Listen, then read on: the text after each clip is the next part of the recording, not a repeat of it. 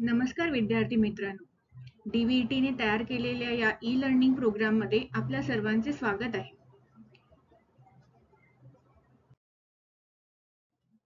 आज आपण बघणार आहोत नेमी mock test on employability skill. परीक्षा जवळ आली की आपण सगळे MCQ सॉल्व्ह करायला सुरुवात करतो. एम्प्लॉयबिलिटी स्किल हा सगळ्या ट्रेडला कॉमन असलेला सब्जेक्ट आहे. त्यामधील आपण आज जो टॉपिक घेणार आहोत तो आहे एसेन्शियल डिजिटल स्किल्स, म्हणजे आपल्याला आवश्यक असणारे डिजिटल स्किल्स. आपल्याला माहिती आहे की आता हे जे जग आहे हे कम्प्युटरचे जग आहे. त्यामुळे प्रत्येकाला कम्प्युटरची माहिती असणं, कम्प्युटरचं नॉलेज असणं हे फार महत्त्वाचे झालेले आहे. त्यासाठी एम्प्लॉयबिलिटी स्किलमध्ये हा जो मॉड्यूल आहे तो इन्क्लूड केलेला आहे. त्याचे MCQ आज आपण बघायचे आहे. पण MCQ फक्त सॉल्व्ह करायचे नाहीये, तर त्यामध्ये आपण जे ऑप्शन आन्सर म्हणून आहे ते का त्याचा आन्सर आहे किंवा बाकीचे जे ऑप्शन आहे त्याला आपण मूल्यांकन करायचं आहे. आपण त्याला अगोदर जाणून घ्यायचे, ज्यामुळे आपल्याला कुठल्याही प्रकारे जर तो प्रश्न विचारला गेला तर आपल्याला त्याचे बरोबर उत्तर काय आहे हे समजायला हे फार इझी जाणार आहे.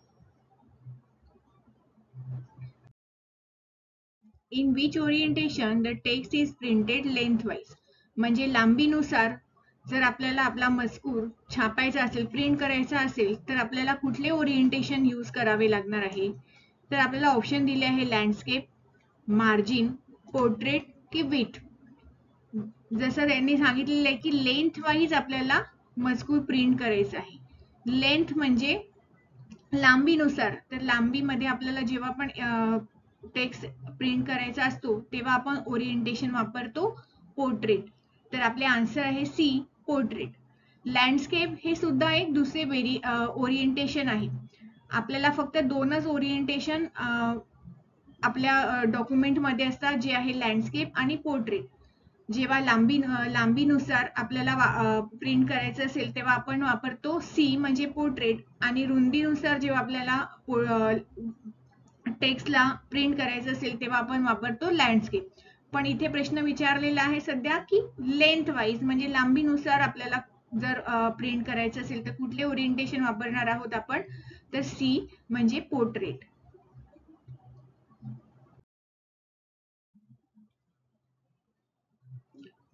पुढला प्रश्न आहे कंटेन्स वन और मोर वर्कशीट्स. यामध्ये एक किंवा त्यापेक्षा अधिक वर्कशीट्स म्हणजे कार्यपत्रके असतात, त्याला काय म्हणतात. तर आपले जे उत्तर आहे ते आहे ए म्हणजे वर्कबुक. जेव्हा एकापेक्षा जास्त शीट्स एकत्र आपण घेतो तेव्हा एक पूर्ण वर्कबुक तयार होतो. एक्सेल मधील वर्कबुक हे वेगवेगळ्या शीट्सनी, एकापेक्षा जास्त शीट्सनी तयार केलेले असतात.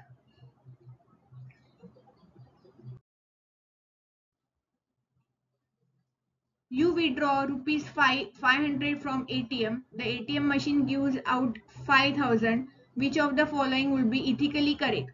जर तुम्ही ATM मधून 500 रुपये काढले पण ATM मशीनने तुम्हाला 500 रुपये न देता 5,000 दिले तर नैतिकदृष्ट्या खालील कोणती गोष्ट योग्य असेल. Make a complaint, take the money, drop the money near ATM की give the money to poor. आता हे पैसे आपले नाहीच आहे, त्यामुळे आपल्याला त्याचे काय करायचं आहे हे ठरवण्याचा आपल्याला कुठलाही नैतिकदृष्ट्या कुठलाही हक्क आपल्याला नाही आहे. त्याच्यामुळे आपण पैसे घेणं हे चुकीचं आहे. पैसे घेऊन ते ATM जवळ टाकून देणं हे सुद्धा चुकीचं आहे. आणि give the money to poor, आता हे पैसे माझे नाहीत त्यामुळे मी गरिबांना देण्यात काय आपला खूप मोठा पुण्य आपल्याला मिळेल असेही नाही. त्यामुळे मेक अ कंप्लेंट म्हणजे बँकेला तक्रार करा की ATM मधून अशा प्रकारे 5,000 निघालेले आहे, ही चुकीची गोष्ट आहे. त्यामुळे आपल्याला बँकेला कंप्लेंट करणं, तक्रार करणं हेच ऑप्शन हे बरोबर असणार आहे. Which of the following option shows the synonyms of a word we type in a MS Word? पुढीलपैकी कोणत्या पर्याय शब्दाचे समानार्थी शब्द दर्शवतो. जसे आपण एखादा शब्द केला आणि त्याचे आपल्याला वेगवेगळे अर्थ हे आपल्या MS Word मध्ये जर हवे असतील तर ते एका ठिकाणी संग्रहित केले जातात. त्याला काय म्हणतात, तर ऑप्शन आहे थ्रेझर्स. स्पेल चेकनी आपण आपल्या स्पेलिंगच्या चुका ज्या आहेत त्या तपासू शकतो. हायपरलिंकने आपण लिंक देऊ शकतो आणि स्टाईलने आपण वेगवेगळ्या शैली आपल्या डॉक्युमेंट्सला देऊ शकतो. तर थ्रेझर्सचा अर्थ आहे की संग्रह, शब्द संग्रह. आपण वेगवेगळ्या शब्दांचा संग्रह करून आपल्या MS वर्डच्या फाईलमध्ये सेव्ह करू शकतो. पुढील प्रश्न आहे, a software application used to enable computer users to locate and access web page is called. संगणक वापर करताना वेब पृष्ठ म्हणजे वेब पेज शोधण्यासाठी आणि त्यात प्रवेश करण्यासाठी जे काही सॉफ्टवेअर वापरले जाते त्याला काय म्हणतात? इथे ऑप्शन दिलेले आहे web browser, web server, website आणि ईमेल. तर आपले करेक्ट आन्सर आहे वेब ब्राउझर. वेब ब्राउझर हे एक सॉफ्टवेअर आहे जे आपल्या कम्प्युटरला इंटरनेट सोबत कनेक्ट करण्यासाठी वापरले जाते.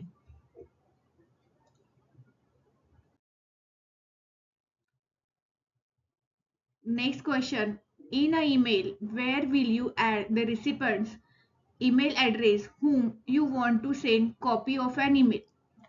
ईमेलमध्ये आपण ज्या ईमेलची प्रत पाठवायची आहे तो प्राप्तकर्ता ईमेलचा ॲड्रेस कुठे जोडतो, हा आपला प्रश्न आहे. इथे बघा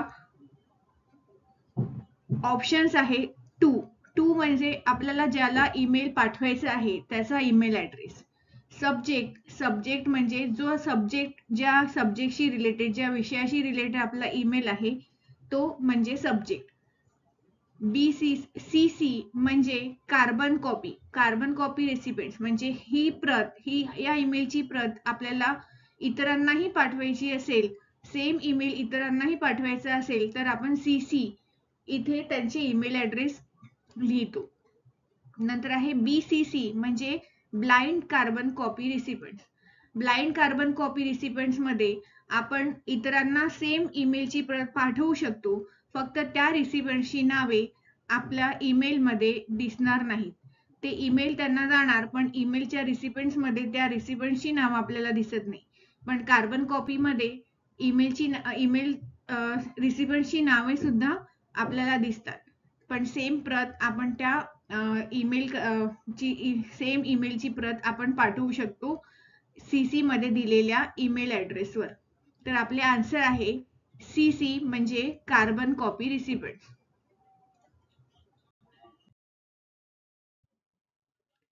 पुढला प्रश्न आहे, which among the following is not an online payment application.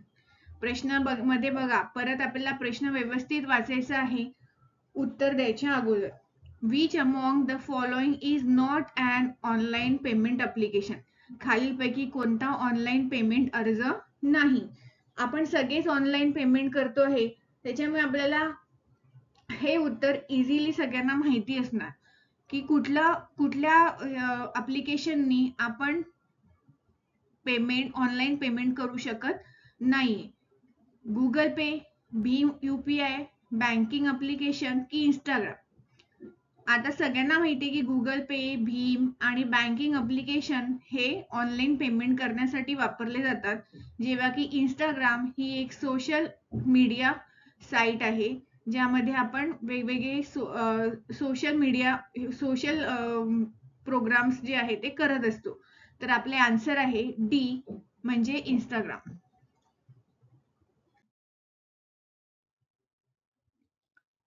पुढला प्रश्न आहे, what is the cell address of 4th row and 4th column. Excel मध्ये चौथ्या पंक्ती आणि चौथ्या स्तंभाचा सेलचा पत्ता काय आहे? एक्सेल शीट जी आहे ती वेगवेगळ्या कॉलम्स आणि रोजनी बनलेली असते आणि प्रत्येक जे इंटरसेक्शन आहे, ह्या रोज अँड कॉलमचं जे इंटरसेक्शन आहे किंवा हा जो एक रकाना आहे त्याला काय म्हणतात तर सेल. आणि प्रत्येक सेलचा ॲड्रेस हा दिलेला असतो. तो सेलचा ॲड्रेस त्या कॉलमचा नंबर आणि रोचा नंबर याच्याशी संबंधित असतो. तर आपल्याला इथे विचारलंय की cell address of 4th row and 4th column म्हणजे आपला 4th कॉलम कुठला आहे तर ABCD म्हणजे D हा आपला 4th कॉलम आहे आणि 4th रो म्हणजे 1 2 3 4th हा 4th आपला रो आहे म्हणजे D4 हे आपले बरोबर उत्तर आहे. 4th row and 4th column म्हणजे एक्सेल शीट मधला डी कॉलम आणि 4th रो ज्याचे उत्तर आहे D4. आन्सर आहे आपले C D4.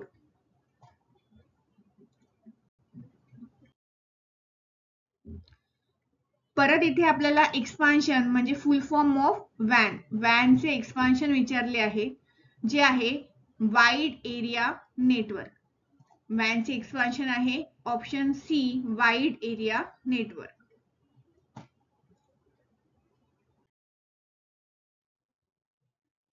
Which one is the disadvantage of social networking site? Social नेटवर्किंगचे कोणते नुकसान आहेत? आता सगळ्यांनाच माहिती आहे की सोशल नेटवर्किंगचे नुकसान हे काय आहे? Instant communication, make addictive, access to information की ऑनलाईन मार्केटिंग फॉर बिझनेस.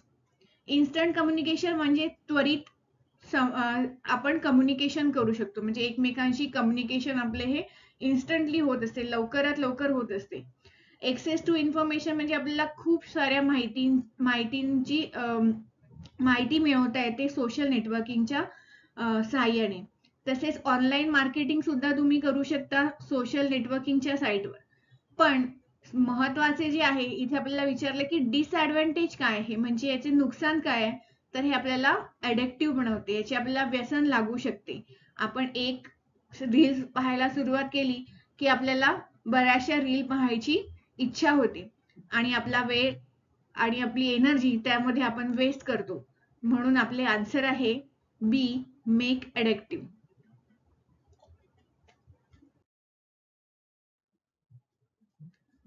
पुढला प्रश्न आहे which one is an input device. कोणते खालीलपैकी कोणते इनपुट डिव्हाइस आहे? इनपुट डिव्हाइस म्हणजे काय की असे डिव्हाइस ज्याने आपण कम्प्युटरमध्ये इनपुट देऊ शकतो. आता इथे ऑप्शन दिले आहे स्पीकर, जॉयस्टिक, मॉनिटर आणि प्रिंटर. त्याच्यामधनं आपल्याला बघायचे स्पीकरनी आपल्याला काय इनपुट देता येत आहे का, तर स्पीकरनी आपण काय करतोय, स्पीकरनी आपण आवाज ऐकतोय ना की कम्प्युटरमध्ये आवाज टाकतोय. आपल्याला ऐकायचे आहे, आउटपुट घ्यायचे आहे, तेव्हा आपण स्पीकर वापरतो. मॉनिटरनी आपल्याला काय दिसतंय, स्क्रीनवर आपल्याला आपलं चित्र, आपला टेक्स्ट, आपलं डॉक्युमेंट आपण बघू शकतोय, म्हणजे आपण इथे परत कुठलं इनपुट देत नाही. नंतर आहे प्रिंटरनी आपल्याला जर हार्ड कॉपी हवी असेल, प्रिंटर हवं असेल, प्रिंट आउट हवं असेल, तर आपण युझिंग प्रिंटर ते काढू शकतो. तर आपला ऑप्शन काय असणार आहे, आपलं करेक्ट ऑप्शन असणार आहे जॉयस्टिक. जॉयस्टिक हे असे इनपुट डिव्हाइस आहे जे गेमिंगसाठी यूज करतात. गेम खेळताना, ऑनलाईन गेम किंवा व्हिडिओ गेम्स खेळताना आपण या इनपुट डिव्हाइसचा वापर करतो, ज्याला म्हणतात जॉयस्टिक. तर आपले करेक्ट आन्सर आहे जॉयस्टिक, कारण स्पीकर, मॉनिटर, प्रिंटर हे आउटपुट डिव्हाइस आहे आणि जॉयस्टिक इथे जे दिलेले आहे जॉयस्टिक हे आपले इनपुट डिव्हाइस आहे.